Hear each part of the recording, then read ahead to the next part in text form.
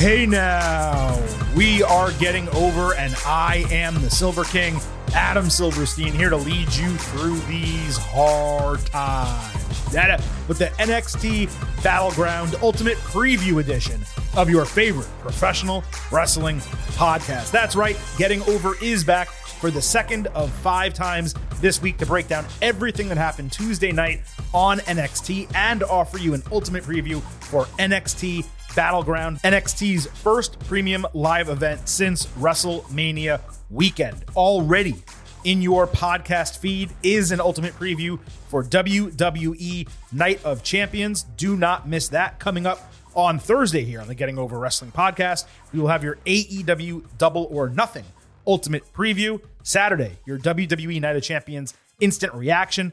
And then Sunday, a combined AEW Double or Nothing and NXT Battleground instant reaction show. 5 episodes, 1 week, because you know that this podcast is all about the 5. So I think the least you can probably do is head on over to Apple Podcast and Spotify. Leave us a 5-star rating on Apple. Take a little extra time. Leave a 5-star written review, because if you do, we will read it live right here on the show. You can also head on over to Twitter. Give us a follow at Getting Overcast, not only for episode drops, news analysis highlights, all that good stuff, but we will have pre and post show polls ahead of all 3 of those major events this weekend, as well as live pre-shows on Twitter Spaces. Again, on Twitter at Getting Overcast. And there's one more reminder that I'd like to give you before these shows kick off. I happen to love the number 5. I love that number because on buymeacoffee.com/gettingover, you can become an official Getting Overhead for $5 a month. You get bonus audio, news posts, and any questions or comments that you provide over there get on the show. So don't forget, join us over at buymeacoffee.com/gettingover, $5 a month, and you get all of that. Plus, really more important than the extra stuff, you get to support myself, the Silver King Adam Silverstein, and Vintage Chris Vanini. Now, today on this NXT show, the Silver King is riding solo. Vintage will be back for the AEW Double or Nothing Ultimate Preview on Thursday, and he'll be with us all weekend for both of the instant reaction shows. But let's not waste any more time. Let's get right into everything that happened Tuesday night on NXT, as well as our NXT Battleground Ultimate Preview later in this show. As an overview of what we got Tuesday night on NXT, I gotta say, I was kind of disappointed for the second straight week. It just didn't necessarily hit for me as a go-home show. There were 2 matches that I thought were straight up bangers, and there were a couple other storylines that developed in really interesting ways. But top to bottom, I'm not as excited about Battleground as I was about Stand and Deliver and some of the other NXT solo premium live events we've had over the last few months.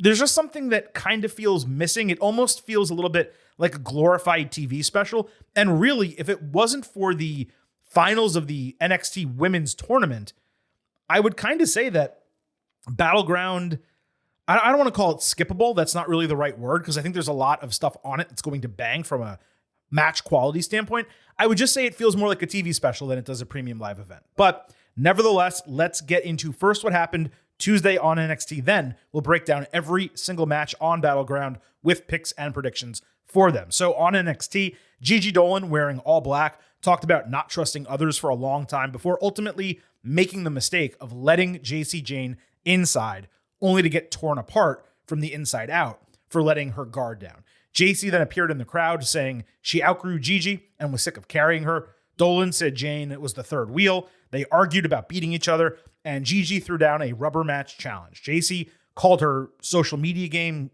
basically garbage. Then she accepted the challenge for next week, but she upped the stakes to a steel cage match. Gigi said that she's real and JC is a fake ass bitch. So she upped the stakes even further, calling for a weaponized steel cage match. The issue here is they both cut their promos in these really high-pitched, kind of shrill manners. It was to the point that my head actually started hurting listening to them. Now, the actual content of the promos, the back and forth, the challenges, all of that was pretty well done. It's just that both of them kind of need to be taught the microphone in their hands amplifies their voices, and they're in a tiny little performance center not an amphitheater or something. So you don't need to scream and you don't need to be that high pitched to get your point across. Look at their promos compared to what we got with Trish Stratus and Becky Lynch on Raw Monday night. Becky sitting in her chair, relaxed, talking shit. I'm not saying they have to be relaxed like her. And you know what? Few probably can cut promos like Becky, who I maintain is the best female promo of all time. So that's not a great or fair comparison to compare them to someone I believe is the greatest of all time in that manner. Still, though, they can learn something from just kind of like take your shoulders back a little bit, take a breath, and then deliver the promo that you want to deliver. And if you want to argue, but you don't need to keep screaming at the other person. Now, I'm glad we're getting the rubber match on TV and not shoved into Battleground. I saw people disappointed that this wasn't on the big show. I mean, perhaps that's fair because it's a blood feud, but you have to remember it's been start and stop. Both the matches that they've already had were really short. There were injuries in both of those matches. There's already an extreme match, a last man standing on Battleground. So for me, this just wasn't necessary on that show. I do actually find it ironic and somewhat interesting that NXT does women's wrestling, at least in terms of TV time, better than the main roster, better than AEW, and on par, maybe slightly below Impact. Yet WWE Night of Champions is going to have 3 women's matches for Blood Money in the Sand in Saudi Arabia, and NXT Battleground is only going to have 1. So it is interesting in that respect, and you could say, well, maybe they should have been on it, so there was a second women's match. But really, to me, that's the only reason why you could say, hey, put this on the premium live event. The feud, despite being a blood feud, hasn't delivered to where it needs to be on a show like that. And I think as the main event of an NXT, it'll do quite well. Anyway, the booking made total sense. What this segment needed more than anything else was polish, and hopefully we get some of that in the actual in-ring action next week. Tony D'Angelo was being interrogated at the police station. He tried to bribe the detective who showed him a video. Of course, he denied that it was him in the video. Then another officer came in to show the detective more footage. They later came back and cuffed D'Angelo. This was clearly supposed to be some type of mystery arrest because we've gotten 2 weeks of this with zero information. I'm kind of curious to see how it turns out. If it's just Gallus that kind of turned them in, that's going to be massively disappointing. If it's something beyond that, a new character or just a fresh type of storyline, then I'll be interested in it. Von Wagner fought Luca Crucifino. Luca cut a promo on the steps of the Orange County Courthouse, promising that Von would regret not settling their beef in court once they actually get in the ring together. Crucifino wrestled in a cutoff shirt and a collar with a tie underneath a vest. I think he also had a wallet sticking out of his pants. He had a really cool hip toss converted into a neck breaker type of move. I've never seen that before. Then he put hands on Mr. Stone, grabbed the photo of Von out of Stone's pocket, and called him a freak. Wagner then beat his ass over the ropes and got DQ'd on the referee's 5 count. So then he threw Crucifino into the barricade and was about to powerbomb him into the announce table when Stone stopped him. Wagner, though, eventually changed his mind and did the powerbomb. The table didn't break, though Luca sold it really well, hanging off the side of it like he was a dead fish. And then Stone yelled at Wagner for a bit after that. I'm just kind of lost on what this is supposed to be. Wagner standing up for Stone made sense.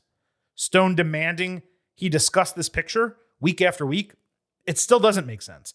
And Stone trying to stop him from brutalizing a guy who put hands on Stone doesn't make sense either. Beyond all of this, it's the same Von Wagner in the ring and out of the ring. The ceiling for him is just so incredibly low. I get that he's a legacy, and I get that there's a size thing there, and he looks powerful and he can throw people around.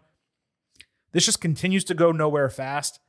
And I think I said this last week, but there's just so many, without the problematic portions of the real life aspect, so many comparisons between Wagner and Lars Sullivan that you could make. It just feels like, again, it's going nowhere, and they're trying to make Von Wagner happen. And folks, I just don't think it's going to happen. Stop trying to make fetch happen. It's not going to happen. Axiom fought Daba Kato. Axiom tried chopping down Kato only to get turned inside out with a lariat and planted with a sit-down double choke bomb in a couple of minutes. Kato then brutalized Axiom after the bell until Reggie, without the Scripps mask or gear, he was just wearing all blue. He botched a flip into the ring, but he did make the save. He tried to make good with Axiom, but they just argued, and the segment kind of just ended. It was an interesting development. I'd have liked to see more wrestling here. Axiom is way more talented than being stuck in a feud or now maybe a tag team with Reggie. He should be fully involved in what they're doing now with the Heritage Cup, with Nathan Frazier and Noam Dar and Dragon Lee. I mean, Axiom should just be part of all of that stuff. And I don't know, kind of putting Reggie on his shoulders as like an albatross, it's going nowhere fast is what I'm trying to say. Hank Walker fought Tank Ledger. These guys actually entered together, which was a really fun element to the interesting booking. If you remember the storyline from last week, they're tag team partners and friends who saw what happened to Brooks and Jensen. They said they got closer when they fought each other, so they decided to do the same thing. Booker T on commentary shared his experience, saying that this is counterproductive for a tag team. I thought that was interesting. And then Vic Joseph also asked him about his dinner order, which was a great callback to a couple weeks ago with the TGI Fridays chicken parmesan.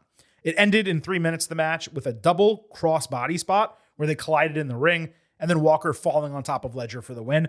I've never seen a match end like that. I thought it was really smart booking. And I didn't mind the time being short because both these guys are neophytes. This was a training match. This is classic NXT developmental type of segment. So I thought that was really good. And that's it. That's what happened on television that did not directly relate to NXT Battleground. So let's go ahead, get to the NXT Battleground Ultimate Preview where we break down every single match, including what happened this week on NXT, and then offer a prediction with a pick at the end. So we're going to have an Heritage Cup match. Noam Dar, the trophy holder, against Dragon Lee. On NXT, Dar fought Nathan Frazier. This was a great match, bell to bell. Frazier hit a really nice single leg spinning dropkick and a springboard inverted DDT. Dar avoided a Phoenix Splash and countered an Insiguri into a midair Dragon Screw. Dragon Lee came out late to talk to the Heritage Cup. That distracted Dar, and he ate a tope suicida from Frazier. Frazier immediately came back with a Phoenix Splash and got the win. NXT Anonymous later found Dar asking Oro Mensa to be his second at Battleground, only to get denied. Interesting booking here to have the cup holder lose a signature match. It was the best one that we got on NXT this week. Losing that match 5 days before we presume he's going to lose the cup. Now, maybe that ultimately won't be the case. Maybe Dar finds someone else to help him, and that person allows him to retain the cup. But it's surprising booking nonetheless to have him lose here on the go-home when we expect him to lose on the Premium Live event. Great match, though. Frazier is more impressive every single time he gets in the ring.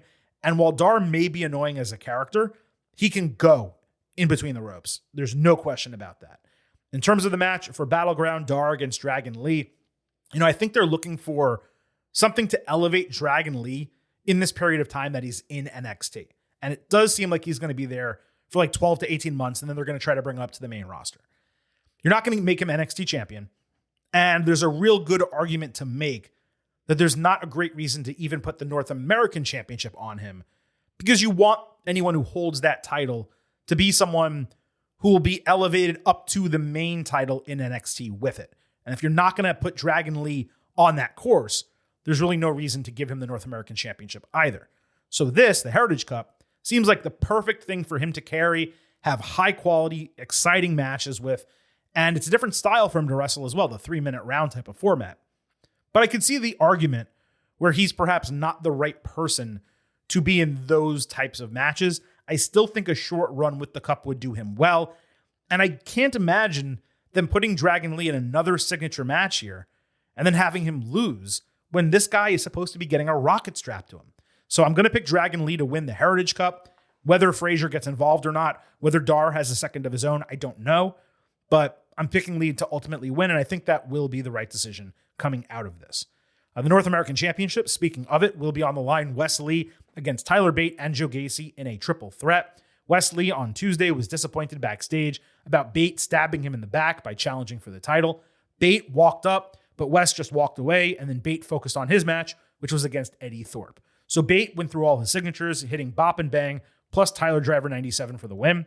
Gacy attacked after the bell with Wes on commentary. He hesitated, but he ultimately decided to make the save. When he did, he accidentally punched Bate, and then both of them ate a double handspring lariat from Gacy to end the segment. This was one of the better executed segments on NXT, which, as you can probably tell, I thought was a rough show overall from what I said earlier, but they did build to this match quite well.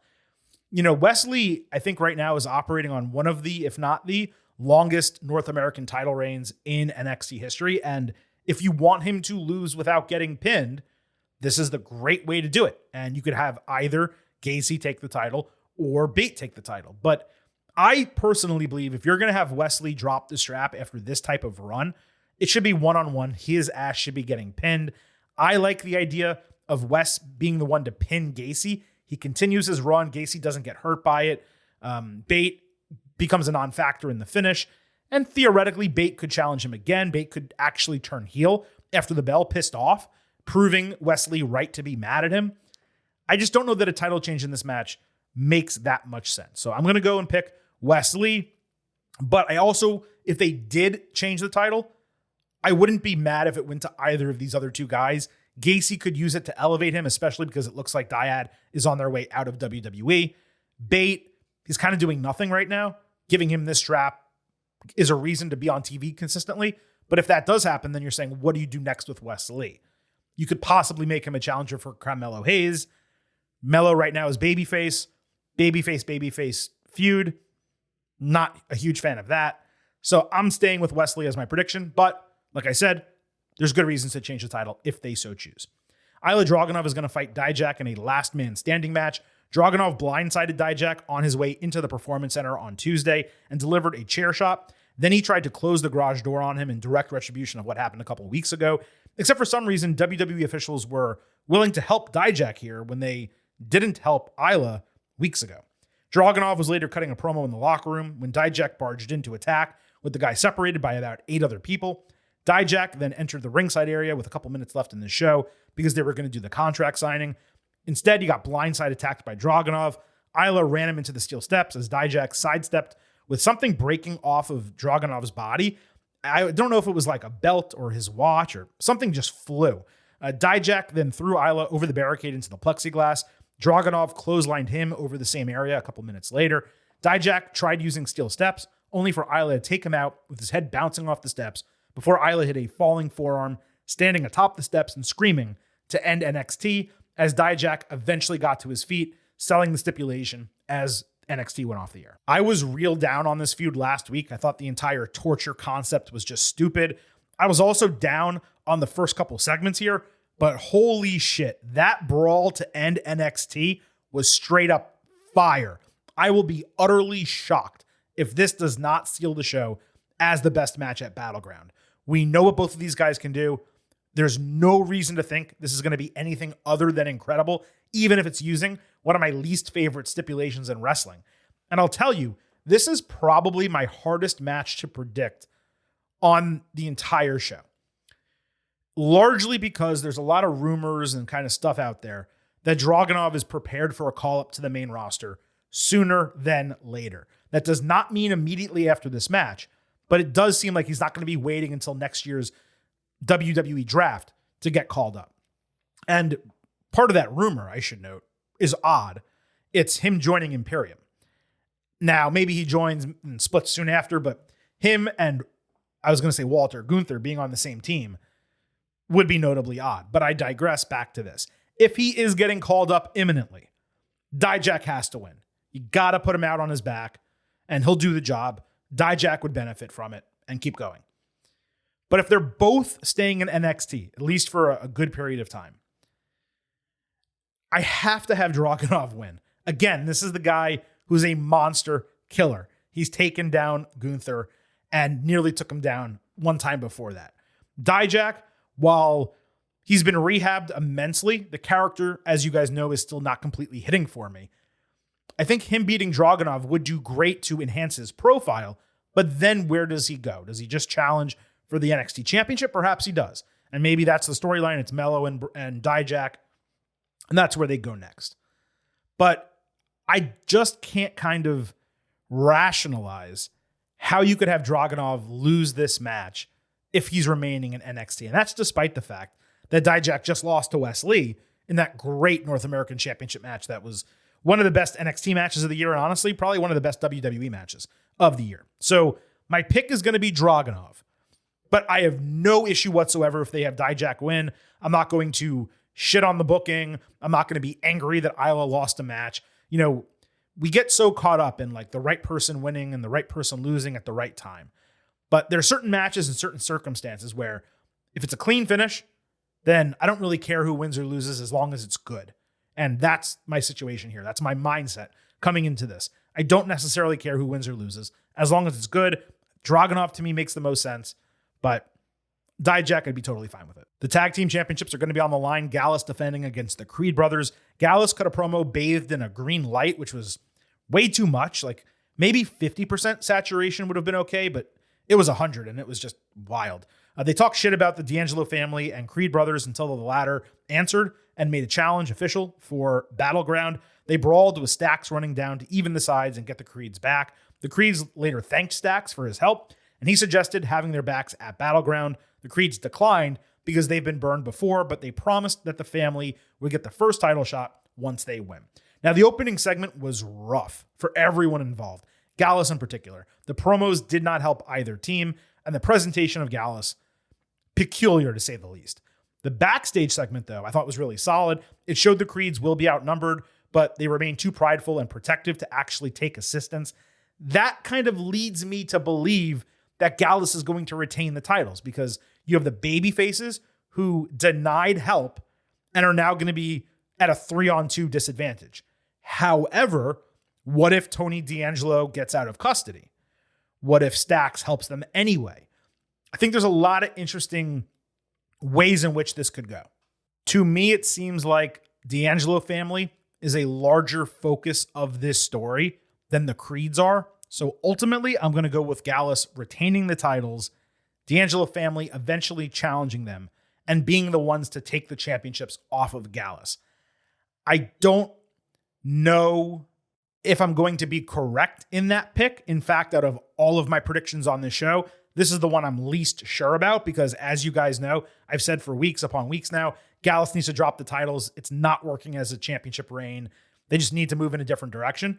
But I think that direction is going to be D'Angelo family, not Creed brothers. So therefore, Gallus retains here in the NXT Tag Team Championship match.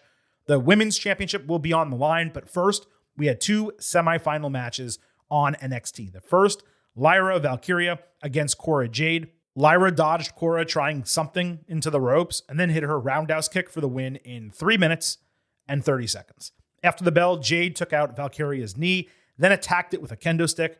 So, look, I definitely got this wrong from a prediction standpoint because I thought there was no way that Lyra would go over Cora. But what are we even doing here? 3 minutes and 30 seconds for a tournament semifinal? This is straight up Queen's Crown bullshit. What we got was sloppy as hell. And again, Lyra's roundhouse kick finisher. It's like the fourth different finisher she's tried. And just being candid, they all suck. She is way better in the ring than what we have seen from her from a finishing standpoint. And Cora was rough as hell in this match. She's better than this too. NXT and WWE should be better as well than booking 3 minute and 30-second women's matches at all, but especially in a tournament semifinal for a championship. This is bullshit, man. Later backstage, Lyra iced her knee, promising to rehab all week and be ready for Battleground, even if she won't be 100%. Asked who she wanted to face in that match, she decided not to play politics and instead singled out Roxanne Perez as her choice because she said Roxy is the best in the entire division. So the other semifinal, Roxanne Perez against Tiffany Stratton. This match started real hot with a ton of counters and some really inventive offense both ways. Roxy at 2 tope suicidas, Stratton countered a flying crossbody, throwing Perez on her shoulders for a forward roll. Roxy then avoided prettiest moonsault ever, but ate a seated spinebuster. Then Perez hit a hurricanrana off the ropes, plus extended offense, but Stratton countered Pop Rocks by bouncing Roxy off the ropes, then hitting the forward roll and prettiest moonsault ever to get the win in 10 minutes. After the bell, Stratton and Valkyria argued over the title as Perez was attacked from behind by the woman shrouded in all black, who I think we all continue to believe is the former Bea Priestley, now of course named Blair Davenport. Now this semifinal is what every tournament match ideally should have been. This was a sneaky banger right here. Easily Stratton's best in-ring effort to date, and Perez of course had a ton to do with that. It was so entertaining that I kept looking at my clock, hoping it would get more time. I was like, I hope NXT's not going to end soon because I want to see them keep going. With Lyra winning the first semifinal, it's obvious that Tiffany would win here, and it's obvious that Tiffany is going to be the next NXT Women's Champion. So there's my prediction, and there's my pick. Again, this, though, is an example of the brackets being unnecessarily lopsided. This match Stratton versus Perez should have been for the title at Battleground. There's no way that whatever we get Sunday with Stratton and Valkyria is going to be better in ring or bigger in stature than this match that we got as a semifinal. So I just don't understand the brackets at all. I didn't when they were initially released. I still don't. I like Valkyria again, but just what they're doing with her is not hitting. It's like she's a bird Viking who can't find a finisher, and every match she's in is short. And it's not because she can't go, but it's mostly because her opponents can't go. So maybe with Stratton, they'll surprise me and take my opinion here that the wrong match is the final and kind of throw it out, the window, defenestrate it. But I'm sorry, like Perez and Stratton should have been the championship match as of right now. That's my belief. It should have been on this show. And I do think Stratton, though, being crowned champion, which is now inevitable because they're not going to give it to Valkyria with a bum knee. Stratton being crowned champion is the right decision, sink or swim type of moment for her. Not that it's the last ditch effort of Stratton or anything like that, but it's a great opportunity for her to say, okay, I can carry a title. I can carry a division. I'm going to be ready for the main roster sooner than later. We've already seen it from a couple other people. Not everyone gets called up immediately, but I'm very excited for Tiffany to win the title, and I'm very excited to see what she does with it as well. And lastly, the main event of the show, the NXT Championship, Carmelo Hayes defending against Braun Breaker in a rematch of the Stand and Deliver main event. There was an extended video package that didn't really accomplish much. It was mostly just highlights. Breaker did have one good line. Anyone can be him, but no one can be me. Then he said he would massacre Hayes in front of his friends and family. The package on Mello showed him doing local media in Massachusetts. Then immediately after that Hank versus Tank match, the one I mentioned earlier, Breaker ran into the ring out of nowhere and speared the ever-loving shit out of both of these guys. His spear on Tank was especially crazy. And then if you remember his spear on Mello a couple weeks ago, I mean, it's crazy to think about this, but Braun Breaker, I'm pretty sure, has the best spear in professional wrestling. It's wild. This may have been the first time that I can remember a main eventer for a pay-per-view or premium live event, a takeover or a premium live event, actually being live on the go-home edition of NXT in person. And I thought that was great. I would have loved for both of them to be on the show, but at least Braun was. Now, again, in terms of this match, I'm just not really anticipating it. We already got it at Stand and Deliver. It under-delivered and did not meet my nor most of your expectations for it. And now we're getting it again on a smaller stage in front of a smaller crowd. And for what purpose? I mean, I know that Breaker turned heel, and that's cool. It was a good decision. It's working out extremely well for him. But why are we going immediately right back to it? And then if Hayes beats him a second time, what exactly does Braun do? Because he's not going to be able to build himself back up again for another NXT title match. That's why you don't do an immediate rematch. You make him go through a couple months of having other feuds, and then you give him the title match again. The worst thing that NXT could possibly do on this entire show is put the title back on Braun Breaker. I mean, it would be mind-numbing for him to have a third title reign after just coming off an extremely long one that was only interrupted briefly by the Dolph Ziggler title reign. I mean, Braun was ice cold as babyface champion. And I guess as heel champion, you could say, okay, there's something new to that. And now he can learn how to hold a title and run with it as a heel. But then you're basically cutting Mello off as knees, saying, okay, you only got the title for 2 months and now go back to doing nothing on the show. It's Braun who needs to learn how to wrestle and talk in storylines and feuds that do not involve championships. So again, I do have to go with Mello retaining the title in this match, not just as a pick and prediction, but as a hope and a prayer.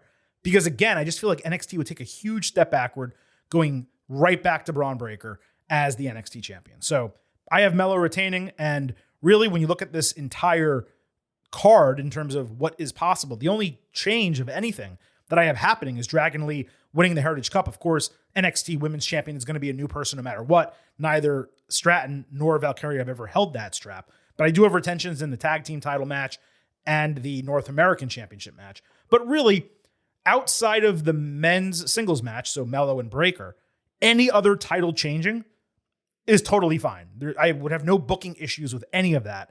It's really just the main event that I think needs to stay on Melo for all the reasons I mentioned. Melo really needs to learn how to work at the top with the title. He can say he was the A champion with the North American strap. He wasn't. And Braun needs to learn how to work without a title.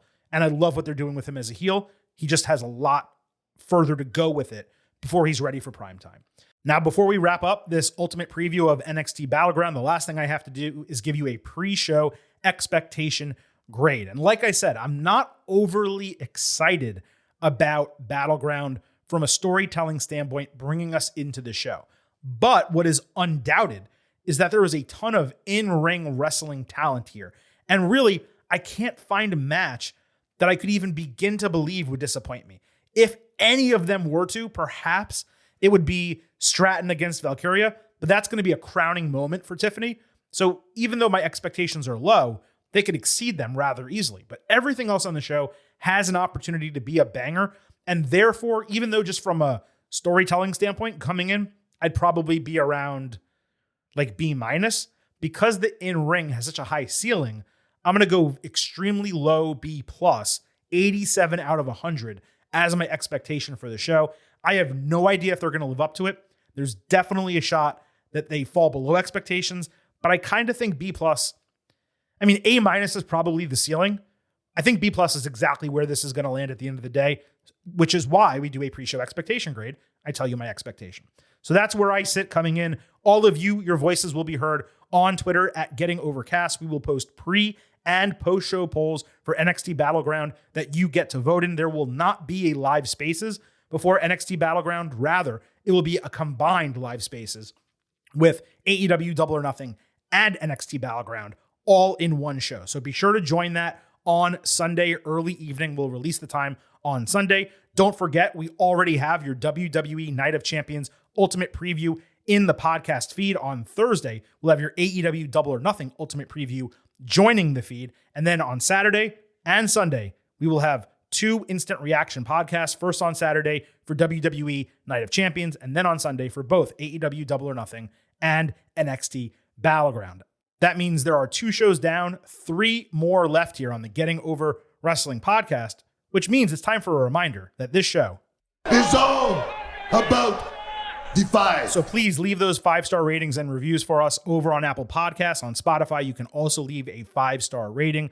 Also, don't forget to follow us on Twitter at Getting Overcast for all of the polls and live Twitter spaces that I just broke down for you. And also remember, I happen to love the number 5. hit us up at buymeacoffee.com/gettingover. Become official Getting Overhead for $5 a month. You get bonus shows, news, and direct communication with your boy, the Silver King, and Vintage Chris Vanini. Again, buymeacoffee.com/gettingover. I appreciate all of you listening to the second of 5 shows here this week on the Getting Over Wrestling podcast. It is time for the Silver King to sign off and leave you with just 3 final words. Bye for now.